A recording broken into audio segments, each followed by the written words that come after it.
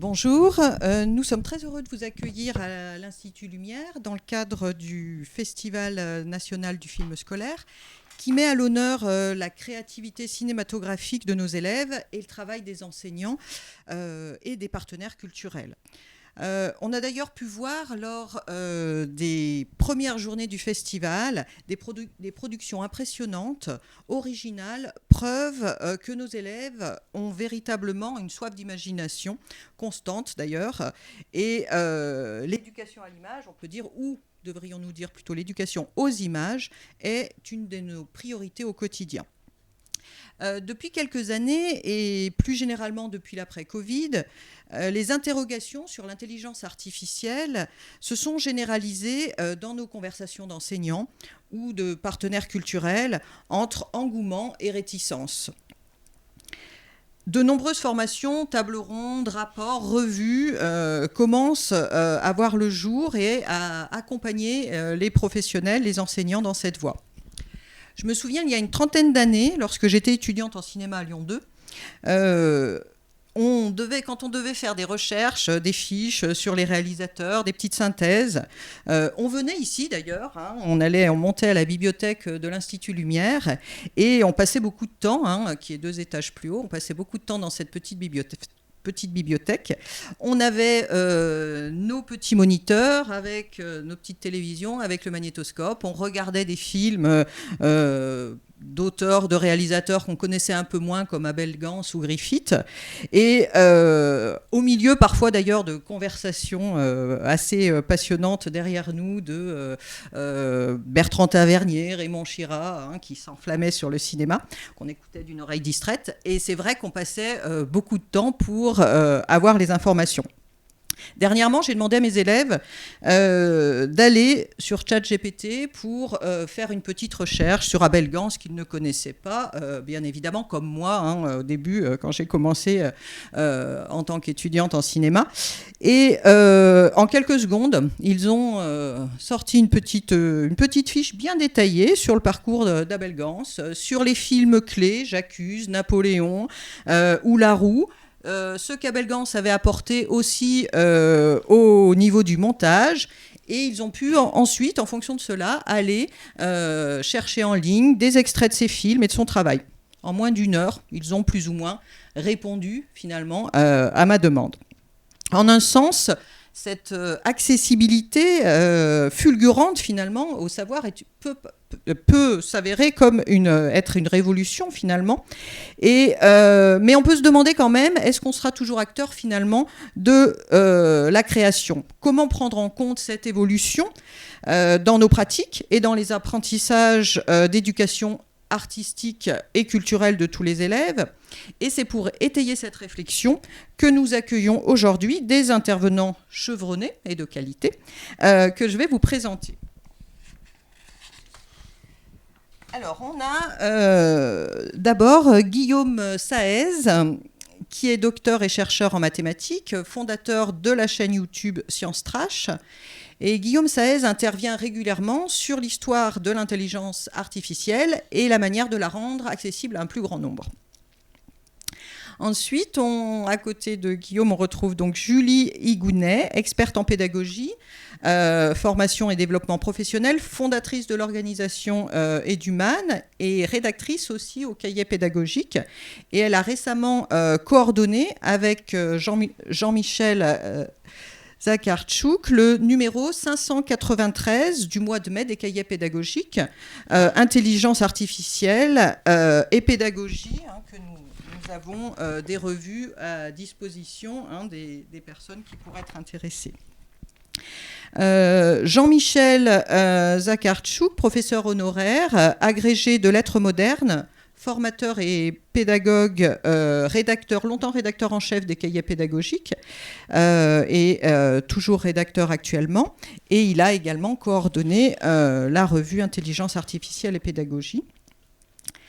Paul Ehrlich, ensuite docteur en microbiologie, si je ne me trompe pas, professeur en sciences au lycée, formateur au CEPEC, et il participe actuellement au groupe de recherche du CEPEC sur l'intelligence artificielle et son rôle au sein de l'éducation et propose des formations aux enseignants. Et puis ensuite, on a donc Rémi Grelot, scénariste et réalisateur, enseignant en scénario et écriture audiovisuelle à l'Université Paris-Nanterre, spécialiste du cinéma de Robert Zemeckis. Et Rémi Grelot intervient également régulièrement sur l'IA et l'écriture scénaristique. Et donc, je serai votre modératrice sur cette table ronde. Et je précise que je ne m'inclus pas en spécialiste de l'IA comme mes collègues. Je suis enseignante et formatrice en lettres et cinéma, vice-présidente de la revue des ailes de l'association des ailes du désir, qui est l'association nationale des enseignants et partenaires cinéma audiovisuel. Et l'association est aussi partenaire du Festival national du film scolaire. Donc nous commencerons par une série de questions à nos intervenants, puis nous proposerons un petit temps d'échange pour répondre plus particulièrement à vos problématiques en matière d'IA et d'éducation aux images. Alors je commence tout de suite par une question à chacun d'entre vous. Chacun d'entre vous, finalement, malgré des profils variés, littéraires, scientifiques, s'intéresse à l'intelligence artificielle. J'ai d'abord envie de vous demander pourquoi. Qu'est-ce qui, à un moment donné, dans votre parcours, a fait que ce domaine a attiré plus particulièrement votre attention ? Pas qui veut commencer ? Bonjour. Pour commencer, donc, qu'est-ce qui m'a attiré sur le domaine de l'intelligence artificielle ? C'est tout simplement mon parcours. En fait, le domaine de l'intelligence artificielle est rattaché à ce qu'on appelle aux sciences des données. Et lorsqu'on fait un parcours scientifique, classique, assez, j'ai envie de dire, normal, on s'intéresse particulièrement aux mathématiques, et les mathématiques en fait vont permettre de développer à partir de modèles probabilistes statistiques des modèles d'intelligence artificielle qui sont utilisés et récurrentement utilisés même aujourd'hui dans la plupart des cas d'usage, que ce soit nos smartphones, nos ordinateurs, etc. Donc il a été naturel en fait dans mon cas d'aller vers ce domaine, parce que c'est un domaine qui est d'actualité certes, mais qui est aussi pratique, appliqué absolument partout. Et en plus de ça, je gère une chaîne YouTube, et dans cette chaîne YouTube, on a besoin en effet d'outils innovants pour produire mieux avec des outils adaptés. Donc c'était une application concrète et utile des mathématiques que j'avais beaucoup développé dans ma thèse déjà, que je pouvais mettre déjà en œuvre sur des cas concrets, que ça soit dans l'audiovisuel, que ça soit aussi dans même d'autres domaines, avec maintenant mon emploi qui est justement d'être chercheur data scientist pour aussi des entreprises privées où je développe des IA dans différents cas de figure. Alors, c'est pas moi qui suis allée vers l'IA, c'est l'IA qui est arrivée à moi comme un cadeau. Il y a une dizaine d'années, je travaillais à la DNE, DGESCO, au moment de la transition, et la France, parce qu'on a souvent l'impression que l'intelligence artificielle est arrivée en décembre 2022.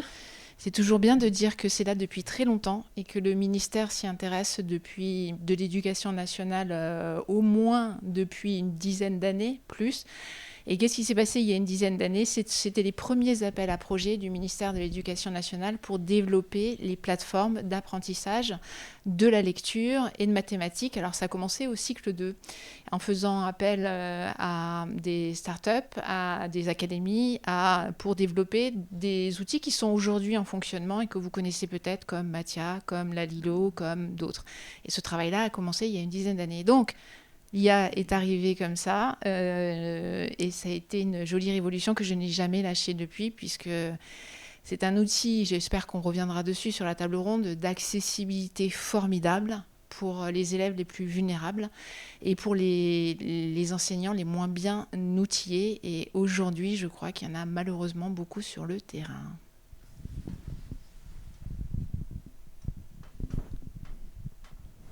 Oui, pour ma part, comme on l'a dit, je suis rédacteur au Cahier pédagogique et les cahiers pédagogiques, revue qui existe depuis 1945, sont toujours intéressés aux innovations technologiques. Le cinéma, par exemple, dans les années 50, on commençait à en parler, c'était novateur, après l'informatique, etc. Et donc, il me semblait important de réfléchir sur la pédagogie liée à l'intelligence artificielle et les possibilités on y reviendra sans doute, permet pour modifier peut-être la forme traditionnelle du cours. Et en plus, ayant enseigné en français, je trouve que avec l'IAG, on a plein de possibilités qui sont citées dans le numéro qu'on a publié. Et ça ouvre vraiment beaucoup de pistes. Et voilà, tout ça, ça m'intéresse beaucoup. Alors, de mon côté, il y a 2 raisons principales qui m'ont poussé à m'intéresser à ce sujet. La première, elle est plutôt liée à mon parcours, qui est d'avant d'être enseignant, j'étais chercheur en immunomicrobiologie, rien à voir avec de l'enseignement dans le secondaire. Et en tant que scientifique, j'étais souvent confronté à une génération de données très très importante.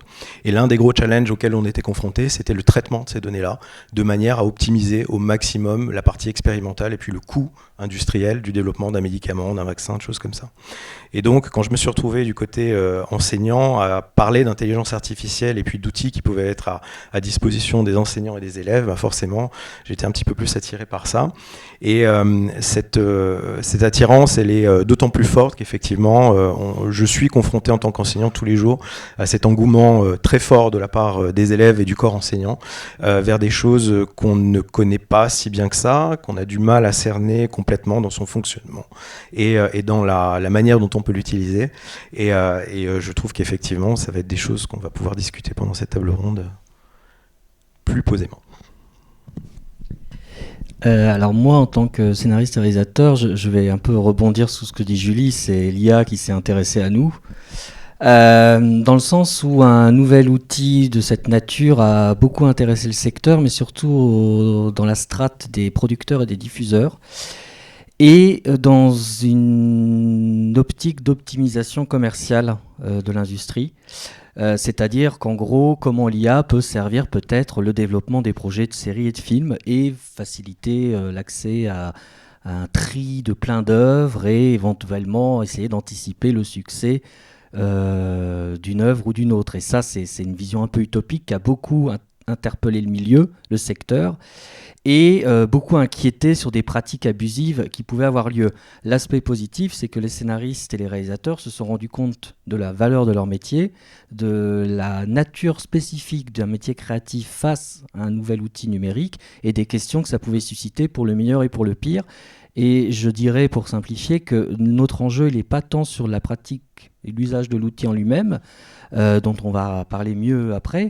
Il est en fait, pour les scénaristes et réalisateurs, il est d'abord un enjeu juridique. Comment on encadre l'usage de l'IA, la création avec ou pas l'IA, quels sont les cadres qu'on donne à cet usage-là, de manière à la fois à faire de l'IA une pratique vertueuse, c'est-à-dire quelque chose qui s'en sert bien dans les outils techniques qui existent déjà, et aussi de protéger et de revaloriser, c'est ça le bon côté à mon sens, c'est qu'on revalorise du coup les métiers de scénariste et de réalisateur, parce que ce débat est ouvert par justement cette nouvelle technologie.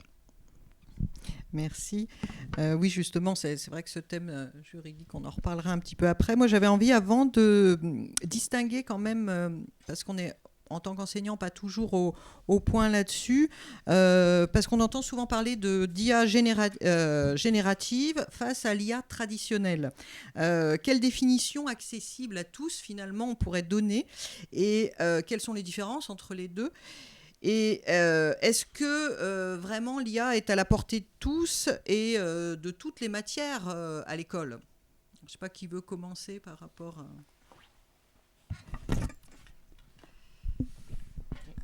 Pour reprendre un peu la notion d'intelligence artificielle dans sa globalité, en fait, c'est une notion à la base qui est philosophique quand même, et on a tendance à vite l'oublier.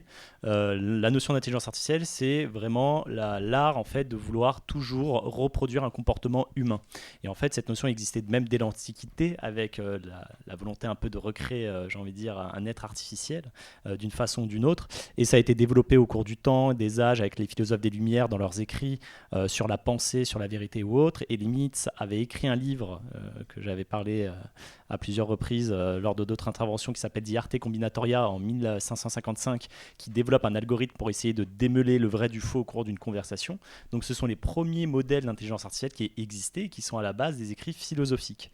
Dans ces écrits, il n'y a pas de notion de machine, il n'y a pas d'algorithmique code comme on a aujourd'hui. C'est à partir des années 50, en fait, où Alan Turing a un peu développé les premiers modèles d'intelligence artificielle à partir justement des premières machines qui ont été développées. développé pour décrypter le code nazi lors de la Seconde Guerre mondiale avec la machine Enigma. Donc c'est à partir de là que l'intelligence artificielle s'est vraiment développée à partir de ces technologies-là, que sont les ordinateurs. Et au cours des années 60, 70 et 80, on a eu de grands chercheurs tels que Rosenblatt et encore plein d'autres qui ont développé des premiers réseaux de neurones pour essayer de reproduire le fonctionnement en fait du cerveau humain pour reproduire des modèles mathématiques dessus et développer des intelligences artificielles. Et c'est à partir des années 90 et 2000 que Yann Lequin, qui est un Français, a développé des gros modèles de réseaux de neurones, qu'on appelle les réseaux de neurones à convolution, des réseaux de neurones un peu plus complexes, pour réussir à créer des modèles qui sont pertinents et qui fonctionnent très bien. Mais on s'est frotté à une limite.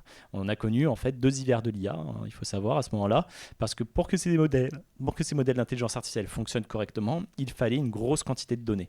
Et cette grosse quantité de données, il fallait l'obtenir. Et sans la naissance d'Internet, on n'aurait jamais pu obtenir de telles quantités de données. La naissance d'Internet a permis justement, à partir justement des cookies, de tous ces systèmes qui récoltent vos données quand vous allez sur un site ou autre, ou lorsque vous mettez vos formulaires, vous envoyez vos formulaires sur un site.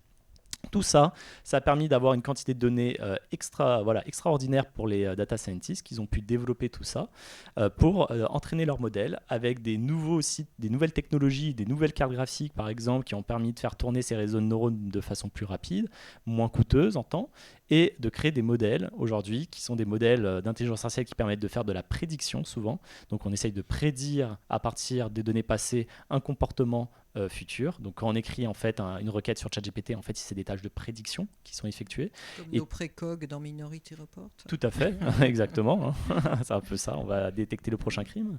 Mais non, c'est exactement ça, c'est prédire des actions. Et Minority Report était un film fictif, aujourd'hui c'est presque une réalité puisque la police de New York met en place des intelligences artificielles pour essayer d'anticiper des crimes dans certains secteurs de la ville.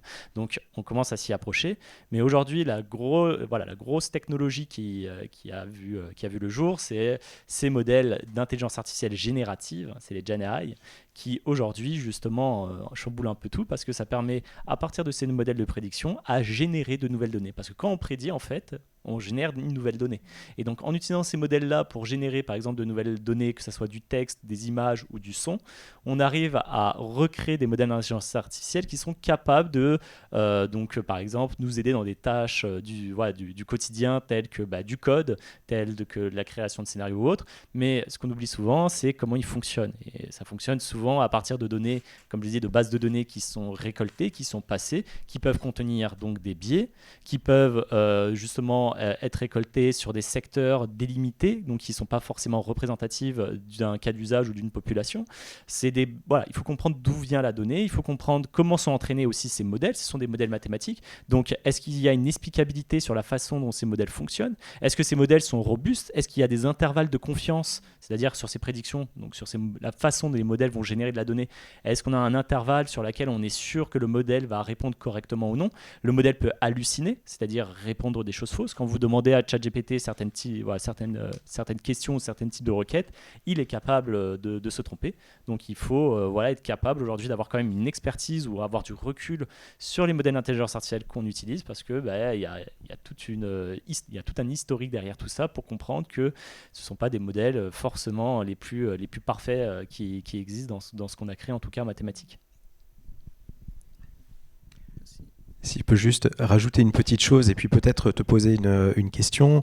On voit fleurir de plus en plus justement de ces bots conversationnels, donc ces LLM, différents, qui ont été finalement soumis à des apprentissages pas tout à fait exactement les mêmes. Alors, je pense à Claude, Gemini, ChatGPT, etc. Et dont on nous explique effectivement que le résultat à la requête qu'on va lui faire sera forcément différent. Donc aujourd'hui, qu'on dispose de ces bots conversationnels qui ont plus ou moins d'affinité pour créer du texte, d'autres pour créer des images, d'autres pour créer des choses qui sont un petit peu plus poussées en termes de raisonnement par rapport à une problématisation, des choses comme ça. Et donc la question que je te poserais, c'est peut-être est-ce qu'on a une vision claire de ces différents modèles, ou est-ce qu'au jour d'aujourd'hui, ça reste une propriété intellectuelle très spécifique à chacun de ces industriels finalement, et que finalement on n'aura jamais vraiment une réponse de savoir comment fonctionne de façon très claire et très précise ces différents agents en fonction de la requête qu'on leur fait. C'est une bonne question. En effet, la plupart des modèles qui sortent actuellement, donc ces modèles d'intelligence artificielle qui prédisent du texte pour répondre à des requêtes qu'on appelle des LLM, des Large Language Models, sont des modèles en fait qui répondent à des tâches de langage naturel, donc du texte, et qui sont capables en effet de répondre à des requêtes souvent très complexes avec une précision assez extraordinaire. Tout ça, ça a vu naissance grâce à un article de Google qui est Attention is all you need. Donc, c'est un article qui a un peu révolutionné la façon dont on pouvait justement générer du texte. Et lorsque la plupart des grosses entreprises américaines et même maintenant françaises qui se lancent dessus ont voulu prendre possession de ces modèles de LLM, leur objectif, ça a été d'entraîner, c'est celui qui déjà choisira la meilleure base de données d'entraînement, un peu, et OpenAI, donc la société qui gère ChatGPT, a entraîné donc une grosse base de données qu'on ne connaît pas réellement, parce que ils gardent leur source privée, hein. Ils ne veulent pas donner justement la source de leurs données. Pourquoi ? Pour la simple et bonne raison qu'on n'est pas sûr, par exemple, qu'il n'y ait pas de la propriété intellectuelle dedans.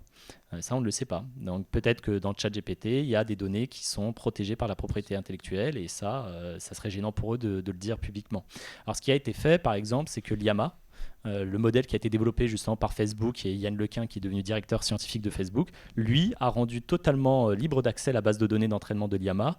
Donc c'est-à-dire qu'on sait comment Llama s'est entraîné, quel type de base de données il a été utilisé, et souvent ce sont des données riches en informations qu'on connaît très bien, type Wikipédia, pour le code donc GitHub ou Stack Overflow, qui sont des sites open source, libres de droit, et donc il n'y a aucun souci pour eux de piocher dedans et s'entraîner dessus. Mais pour la plupart, comme Claude, en effet, Mistral aussi, et OpenAI, on a un flou. Et là, le plus gros danger, c'est quoi ? C'est comment on est capable, du coup, de faire un audit de ces modèles LLM. Comment on est capable de juger et d'avoir un avis dessus si on n'a pas accès à la base de données. Donc pour ça, on va essayer des méthodes scientifiques un peu astucieuses pour essayer de contourner ces problèmes-là, en essayant de poser des questions éthiques aux modèles, essayer de voir si on est capable de casser la sécurité éthique de ces modèles. Si vous demandez à un modèle LLM, est-ce que tu pourrais me créer une bombe ? Normalement, le modèle est censé ne pas vous répondre, parce qu'il y a des sécurités. Mais est-ce qu'on est capable de casser ces sécurités-là ? C'est la question. Il y a des choses qui ont été testées. Sur Mistral, par exemple, il y a des petites failles qui peuvent être trouvées. Sur OpenAI, un peu moins. Donc, chaque système a leur sécurité. Et donc, en fait, il y a le modèle en lui-même et il y a la façon ensuite dont la société va essayer d'englober le modèle autour de systèmes de sécurité, autour aussi de fine-tuning, c'est-à-dire ils vont essayer de cadrer le modèle aussi pour répondre de façon cadrée à certains types de requêtes, pour que la requête soit bien précise, bien répondue. Par exemple, une requête sur comment fonctionne le gouvernement, qu'est-ce qu'il pense, par exemple, que penses-tu du gouvernement russe en France ? Et si vous posez la même question en Russie, vous pouvez avoir deux types de réponses différentes selon le pays où vous vous trouvez. Pareil pour la Chine, si vous demandez, je ne sais pas, qu'est-ce que vous pensez, quel est le gouvernement de Taïwan, etc. On va avoir deux réponses qui sont distinctes selon le pays où vous vous trouvez, parce que le modèle est fine-tuné de façon à ce que la réponse soit tournée de la bonne façon selon le contexte, selon différentes choses. Donc on sait comment ça fonctionne, on connaît bien quand même certains points, mais le fait de ne pas accéder à la base de données, c'est un gros problème. Et c'est pour ça que l'Union européenne a développé l'AI Act, qui est donc une loi pour mettre en conformité l'usage des intelligences artificielles. Et normalement, ce type d'intelligence artificielle vont rentrer à un certain niveau de conformité, et selon ce niveau de conformité, ils vont devoir rendre des comptes à l'Union européenne. Et ça va être une loi obligatoire pour toutes les entreprises, pour tout le monde, et OpenAI ne va pas y échapper. Le problème, c'est que la loi va être mise en application dans 2 ans à peu près. Donc elle a été votée il y a quelques mois. Maintenant, elle va être mise en application dans 2 ans. Donc il faut attendre un peu de savoir comment les choses vont se cadrer pour ces sociétés-là qui ne laissent pas, par exemple, ici, l'accès à la base de données ou même d'avoir une sorte d'explicabilité sur les réponses, quelle qu'elle soit. Donc on attend. Et la deuxième question qui se pose aussi, c'est sur tout ce qui est génération d'images. On génère des images époustouflantes avec des modèles comme DALL-E et Midjourney. Le problème, c'est que ces images aussi ont été entraînées, par exemple, sur des tableaux d'art d'artistes qui n'ont pas vendu leurs droits d'auteur et dont on est capable de reproduire maintenant le style.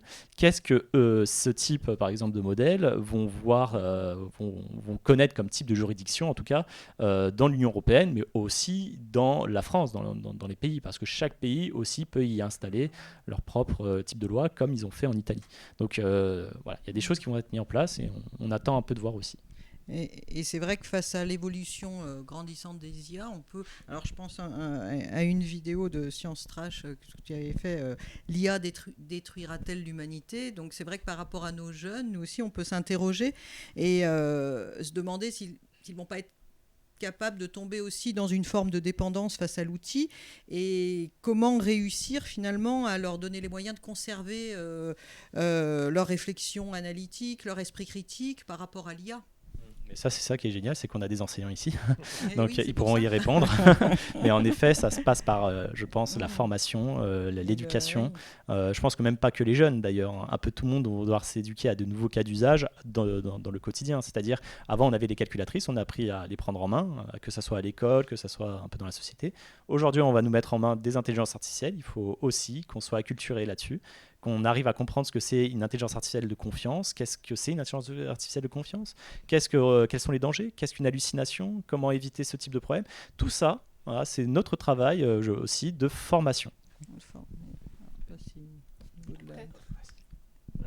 voulais juste compléter les éléments sur l'accessibilité, sur les données et l'entraînement.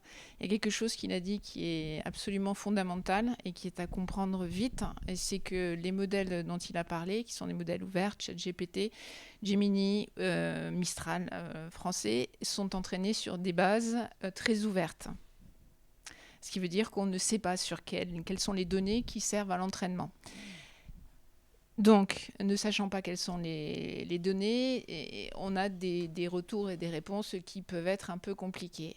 Je fais une transition pour me rebasculer du côté du monde de l'éducation et vous informer ou informer, enfin dire qu'il existe des modèles qui sont fermés sur lesquels on contrôle les bases et les données d'entraînement.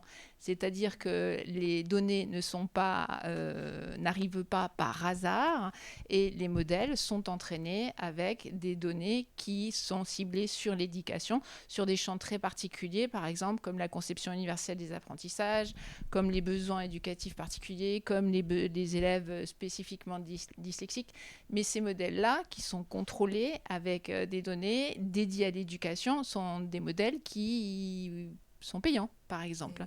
Et on comprend tout l'intérêt, à un moment donné, de rebasculer sur des modèles où on contrôle les données d'entraînement. Donc, partie de l'éducation, c'est de comprendre très vite que quand le modèle est gratuit, je vous laisse continuer l'adage que vous connaissez par cœur, versus des modèles spécifiques privés. Et je crois qu'une question qui était posée, Isabelle, au début, c'était IA à la portée de tous, oui, et de toutes les disciplines, dans tous les secteurs. Et c'est cette question-là qu'il va falloir se poser, c'est d'où viennent les données d'entraînement? Est-ce que le modèle est ouvert? Est-ce qu'il est payant? Et s'il est payant, qu'est-ce qu'on a utilisé pour l'entraîner? Alors, je suis absolument complètement en phase avec ce qui vient d'être dit. Je rajouterais peut-être qu'au quotidien, on se rend quand même compte que nos élèves, en tout cas la génération d'élèves qui va arriver en tant que jeune adulte bientôt, a cette tendance à garder une main très facile sur un outil qui est mis à disposition, qui est de plus en plus facile à utiliser. Donc au tout début des LLM, il fallait taper une requête, la requête n'était pas toujours très très bien comprise, etc.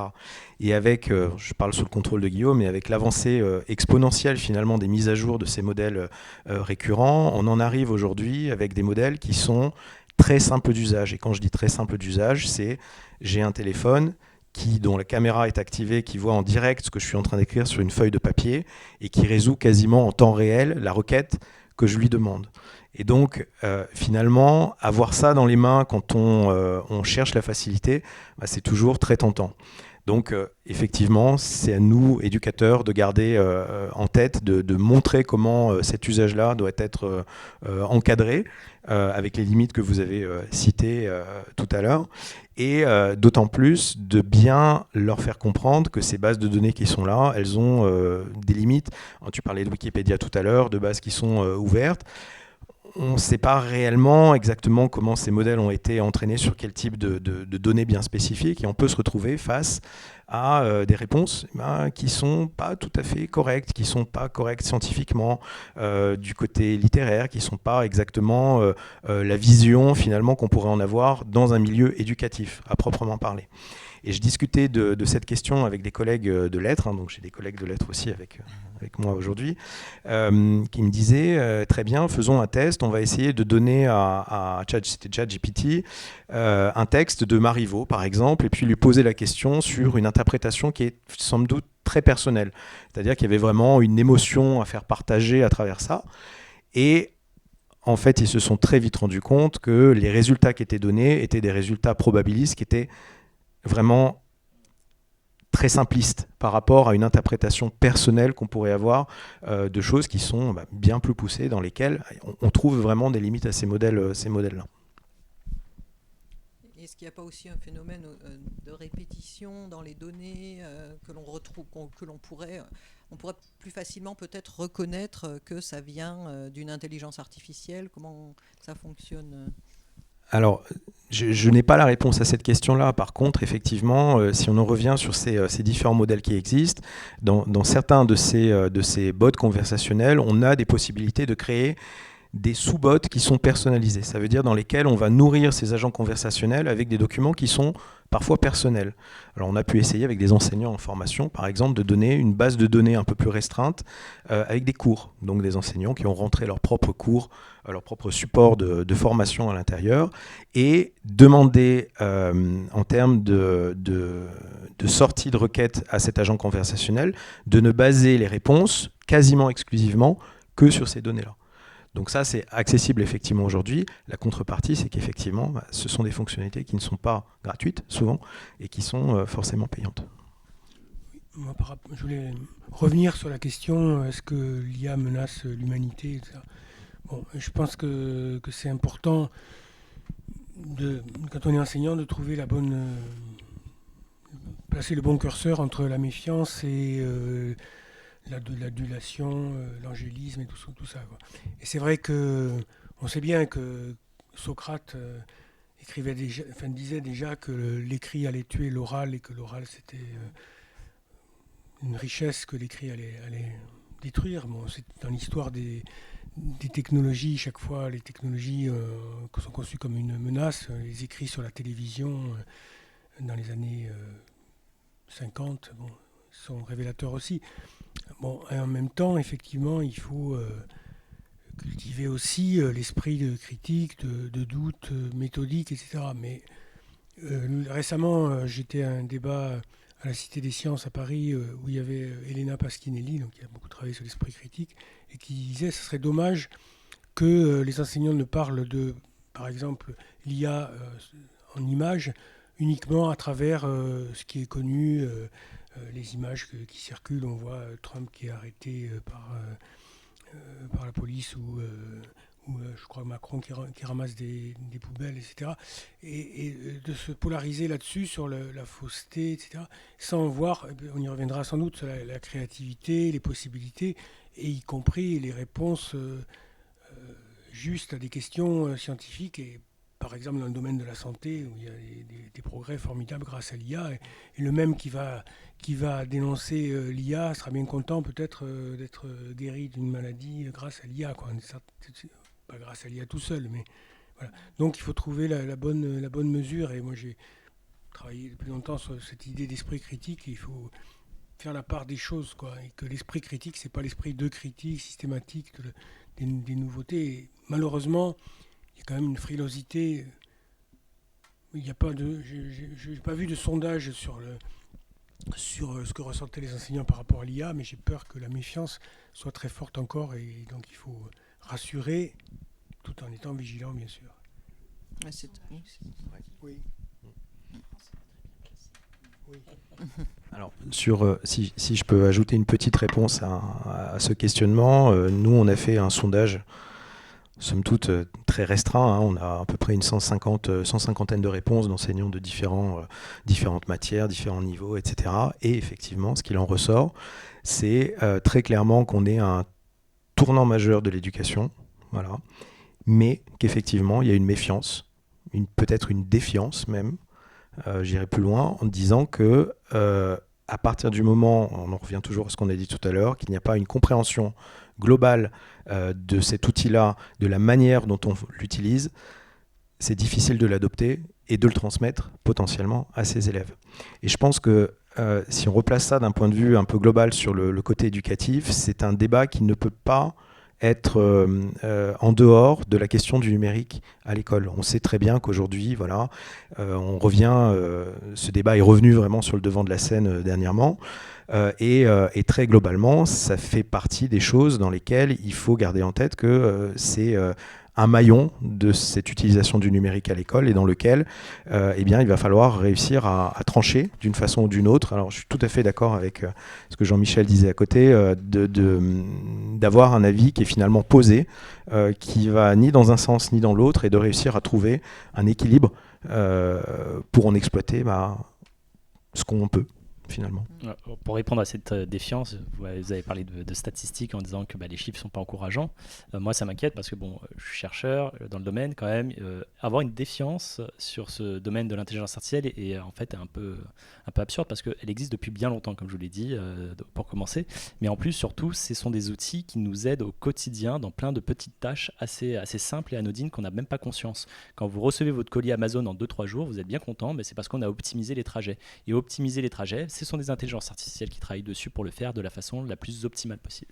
Simplement optimiser le transport, le coût, essayer de faire en sorte que vous arrivez à avoir avec vos technologies des recherches efficaces sur vos moteurs de recherche, avoir des outils, des applications qui fonctionnent bien rapidement. Tout ça, ça fonctionne derrière aussi avec des intelligences artificielles. Il y en a absolument partout, donc être totalement, j'ai envie de dire, très protectionniste là-dessus, c'est un peu absurde. Là où c'est un peu moins absurde, en revanche, c'est sur tout ce qui est IA générative, d'avoir une méfiance. Mais ça, c'est normal. Comme je vous ai dit, il n'y a pas encore de juridiction claire sur pas mal de choses. Les règles ne sont pas encore clairement définies, même au sein de l'Union européenne. Donc, d'un côté, ça, c'est assez normal aussi d'avoir une sorte de crainte. Après, c'est à nous aussi, enseignants, d'expliquer les dangers. C'est à nous, enseignants, aussi de poser les limites. Et c'est à nous aussi d'éduquer sur ces risques là-dessus. Donc la défiance, elle est compréhensible. En tout cas, elle est compréhensible sur le domaine génératif. Mais après, on peut aller dans l'accompagnement. Et ça, c'est encore autre chose. C'est comme si, comme on a eu Siri, par exemple, quand c'est sorti, il y avait beaucoup de défiance aussi sur l'utilisation de Siri avec le iPhone. Pourtant, aujourd'hui, on a réussi à faire avec, à apprendre à l'utiliser, à connaître les dangers, à savoir comment faire la part des choses. Je pense que c'est pour tout. Même pour la calculatrice, on a mis énormément de temps à savoir bien cadrer les choses. Même encore aujourd'hui, savoir mettre le mode examen ou non au lycée pour l'épreuve du bac, ça a été une grande question aussi. Aujourd'hui, on a vu que le mode examen, ça a été compliqué à mettre en place, mais on l'a mis en place. Donc il y a plein de questions de ce type-là qui vont arriver avec les IA, et ça va arriver mais à toutes les générations, et pour chaque siècle, on aura le droit à ces questions sur des nouvelles technologies. Je pense que ça revient un peu à ce qui a été dit sur tout ce qui est lettres modernes. Après, sur d'ailleurs les questions un peu plus techniques, l'intelligence artificielle a ses limites. On a parlé des hallucinations, mais on n'a pas assez développé peut-être aussi sur son aspect de ressenti. Il faut rappeler quand même, une IA ne ressent pas, n'a pas d'émotion, d'accord ? Donc c'est sûr qu'il va avoir du mal à exprimer un ressenti personnel sur un texte. Il peut donner un avis personnel, mais un avis personnel qui se base sur sa base de données d'entraînement, tout simplement. Si vous lui demandez qu'est-ce qu'il pense, par exemple, qu'est-ce qu'il pense de ce film ou de ce livre, il peut répondre un avis, mais cet avis, c'est les données d'entraînement qui lui ont été données et pas un avis qui est purement émotif. C'est pour ça que dans les différents benchmarks qui ont été effectués sur les intelligences artificielles, la matière où ils sont le plus mauvais, c'est la philosophie. La philosophie, c'est la matière qui cause énormément de tort aux intelligences artificielles, parce que ce sont des matières que lorsque les enseignants évaluent le type de contenu qui peut être généré par ces IA, on retrouve en effet toujours les sortes de même patterns déterministes fixes, avec le manque de construction d'argumentaire assez complexe sur des notions qui peuvent être très abstraites. L'IA a du mal. L'abstraction est compliquée. Elle est possible d'être atteinte par une IA, mais elle est très très très très compliquée. Ça demande énormément d'entraînement, énormément de fine-tuning. Et donc, sur le domaine de la philosophie, une IA a du mal à répondre présent là-dessus. Peut-être que demain, on aura des intelligences artificielles qui arriveront, mais on n'y est pas encore. Et au niveau alors de la formation, alors on pense à l'écriture scénaristique, comment on peut travailler dans le monde de l'éducation aux images, au niveau du cinéma, pour former les élèves Alors, déjà, vous l'avez évoqué, c'est sûr que selon ce qu'on enseigne ou selon l'objectif pédagogique, l'IA va pas avoir le même usage. Par ailleurs, c'est vrai que l'IA, elle est développée dans une optique d'optimisation de certaines choses. Tu parlais des parcours de livraison, des choses comme ça. La question, c'est quand on enseigne des matières dont l'enjeu n'est pas d'être optimiste, d'optimisable, je ne sais pas l'adjectif que je dois utiliser. Quand on enseigne des matières notamment qui sont de l'ordre de l'expression artistique, de la réflexion philosophique ou la subjectivité, et j'ai envie d'insister sur la notion d'intuition, sont importantes, c'est sûr que l'IA, c'est un autre enjeu. Pour parler concrètement retour d'expérience, moi donc j'ai des étudiants en scénario, on a discuté du sujet, je leur ai demandé s'ils utilisaient l'IA et pourquoi et comment. Et pour donner une réponse globale, ce qui ressort le plus, c'est qu'ils utilisent l'IA comme un espèce de super Google.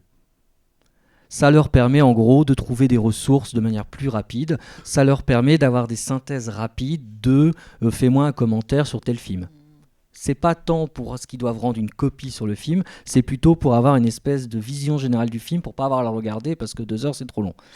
Voilà, c'est des espèces de raccourcis comme ça, mais les élèves sont les premiers à être narquois sur le sujet parce qu'en fait ils apprennent une discipline artistique, donc l'écriture de scénario et potentiellement la réalisation, qui est basée sur une forme d'adaptabilité et de savoir-faire artisanal qui est donc forcément personnifié. C'est-à-dire que chaque personne, chaque auteur, chaque autrice porte sa propre personne comme un constituant de son profil, de sa persona, de scénariste et de réalisateur. Donc ça, ils ont tout à fait intégré l'idée que c'était quelque chose que le numérique n'allait pas leur servir tout cuit dans le bec et que leur intérêt personnel et psychologique n'aurait aucune satisfaction à cela.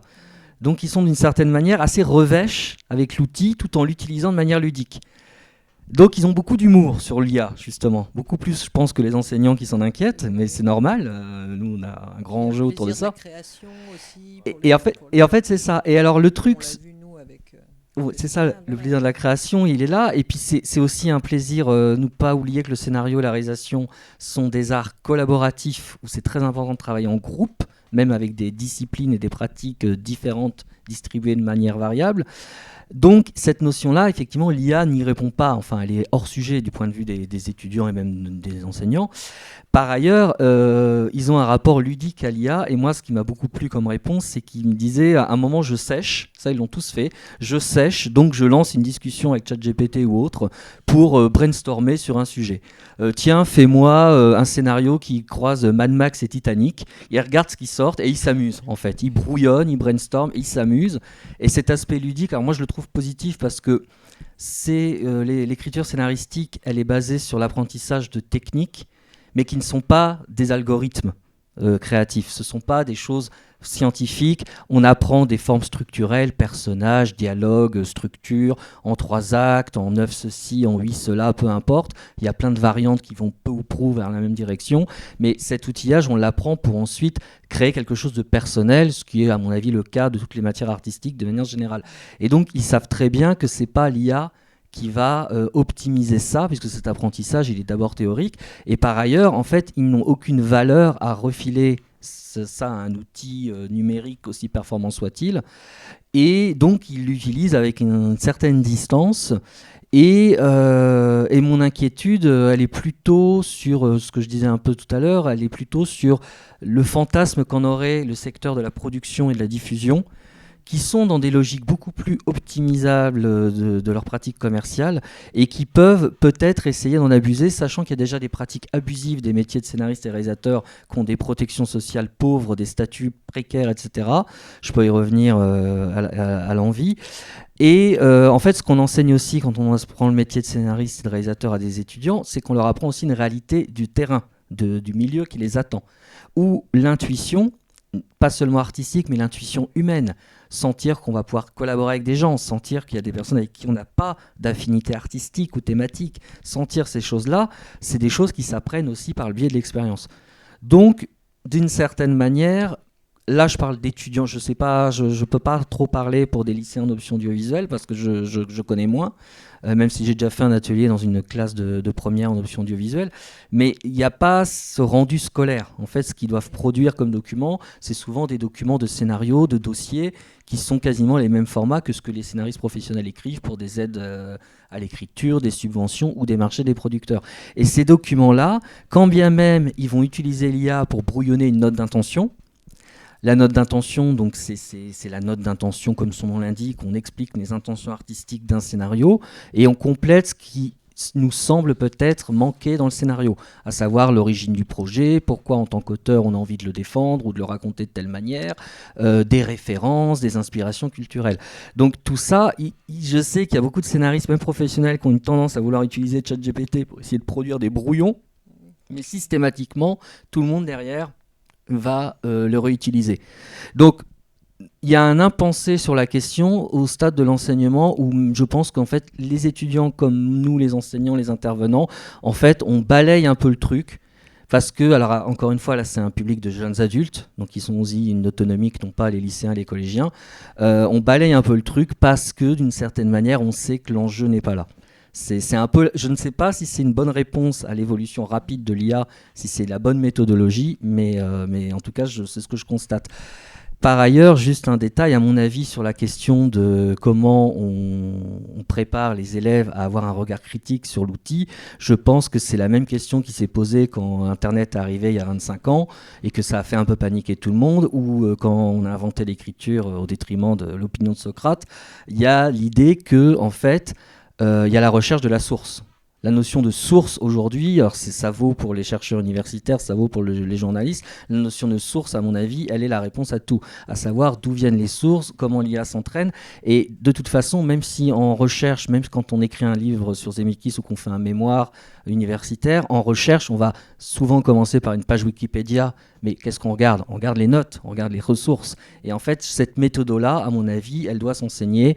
Et moi, j'encourage aussi, je fais aussi de l'analyse filmique avec mes étudiants, et je les encourage aussi à développer un outil d'analyse qui n'est pas une espèce de descriptif de ce que chaque plan pourrait vouloir dire. C'est beaucoup plus aussi de la création critique et de la création littéraire que l'IA peut proposer, mais encore une fois, comme vous l'expliquez très bien, va beaucoup se baser sur des textes existants, qui sont eux-mêmes des engagements personnels de leurs auteurs sur un point de vue, sur un film. On voit que la critique de cinéma s'amuse aussi à confronter les opinions et qui peuvent beaucoup varier. Si cette discipline-là, elle est cadenassée par une seule synthétisation, qu'elle soit algorithmique ou humaine, quel est l'intérêt finalement ? Donc cette part peut-être de créativité, de regard critique aussi. Oui, c'est ça, et on développe le regard critique en développant une méthodologie qui permet aussi de remettre systématiquement en question la source, ou en tout cas de l'interroger, la source de ce qu'on regarde, de ce qu'on observe, de ce qu'on cherche. Et c'est pareil, les étudiants demandent souvent, il y a plein de bouquins, de méthodos, d'apprentissage du scénario, lequel tu recommandes ? Alors moi, j'ai un peu envie de leur dire tous, parce que j'ai le biais universitaire qui consiste à essayer de regarder un peu tout. Mais d'un autre côté, c'est vrai que ces livres synthétisent plus ou moins toujours les mêmes choses, mais chaque auteur propose aussi sa propre perception de l'écriture scénaristique. Donc c'est ça aussi qui est intéressant, justement. Je pense que la notion de plaisir que tu as évoquée tout à l'heure, elle est peut-être un peu cette barrière infranchissable pour le côté créatif. Bon, je ne suis pas du tout impliqué dans l'option cinéma qu'on a dans notre établissement, mais de ce que je vois des élèves qui participent à cette option-là, c'est justement ce côté plaisir de fabriquer des choses par soi-même, d'aller monter son propre scénario. Alors, je ne parlerai pas de méthodologie parce que ce n'est pas du tout mon domaine, mais juste de les voir vraiment aller chercher des idées, les confronter, se mettre ensemble pour un projet particulier, que ce soit un court-métrage ou quelque chose d'un peu plus long. Et je pense que c'est un garde-fou qu'on n'aurait pas forcément face à d'autres matières. Alors je vais prendre un exemple peut-être très à l'opposé. Un élève de seconde qui déteste les mathématiques depuis tout enfant va peut-être avoir moins de scrupules à franchir la barrière d'utiliser une aide, quelle qu'elle soit, que ce soit de l'IA ou autre, pour résoudre des problèmes auxquels il est confronté et que ses enseignants lui demandent de réaliser, qu'un élève qui, par plaisir, va participer à une activité créative dans laquelle il y a une fierté derrière de produire les choses. Je voudrais juste en profiter peut-être, placer le mot mathématique. Tout à l'heure, tu parlais, Julie, d'aide, justement, d'accessibilité pour un certain nombre d'élèves. Et on n'a pas tout à fait répondu à cette première question que tu nous as posée. Alors, je pensais à une chose en particulier qui va arriver dans les établissements à la rentrée, c'est ce dispositif qui s'appelle MIA. Alors, uniquement pour le français et les mathématiques pour l'instant. Donc, une plateforme créée par une entreprise privée qui a été chargée par l'Éducation nationale de créer ce dispositif-là. Et donc, cette année, pour l'instant, il y avait une 150aine, je crois, d'établissements qui ont été pilotes un peu sur cette application. Et donc, l'idée, c'est justement d'accompagner au maximum les élèves qui sont en difficulté dans ces matières-là, en utilisant des IA génératives et probablement d'autres choses dont on ne connaîtra pas les secrets, mais pour les accompagner face à certaines difficultés. À l'entrée, en 6e et puis en seconde. Ouais, alors là, c'est surtout sur le niveau seconde. Et voilà, alors on peut avoir les craintes qu'on peut avoir de se dire finalement, est-ce qu'on ne remplacerait pas des personnes physiques, des enseignants qui expliqueraient les choses. Mais d'un autre côté, pour avoir vu quelques démonstrations de l'outil, ça paraît tout à fait robuste, simple d'utilisation, peut-être que pour certains élèves, ça peut être justement une façon de franchir un cap. Et donc là, on est vraiment sur une utilité assez importante face à des élèves qui sont en difficulté vis-à-vis de certaines matières. Encore une fois, c'est un outil qui serait disponible pour 2 matières, vraisemblablement pas pour le côté ni artistique, ni d'autres enseignements. C'est peut-être sur un domaine sur lequel tu as travaillé. Alors, il s'en est dit des choses et à chaque fois, on a envie de poser 2 ou 3 éléments. Alors, je vais juste le prendre dans le désordre, mais sur la notion de plaisir et des mathématiques. Donc, j'ai la chance d'accompagner un certain nombre d'établissements et puis d'enseignants un peu partout dans le monde. Et sur cette question du plaisir, je pense que l'IA peut être une source pour retrouver du plaisir, et notamment en mathématiques. Je le pose ici, on a fait une expérimentation avec certaines classes pour permettre aux enseignants d'aller là où étaient les élèves et là où était le centre d'intérêt des élèves. En mathématiques, sur plusieurs semaines, les enseignants ont décidé de revoir la totalité des éléments qu'ils utilisaient comme base à la résolution de problèmes pour le centrer sur les sujets d'intérêt des élèves. Et c'est-à-dire que le jeudi, on venait en mathématiques et on allait découvrir des contenus qui étaient propres au scénario, à la biologie, aux lettres, et voilà, pour travailler sur les mêmes compétences, mais l'IA le fait très très bien. Là où un enseignant de mathématiques ne peut pas tout seul faire ce travail-là. Que s'est-il passé, devinez quoi, au bout d'un petit mois de ce travail-là ?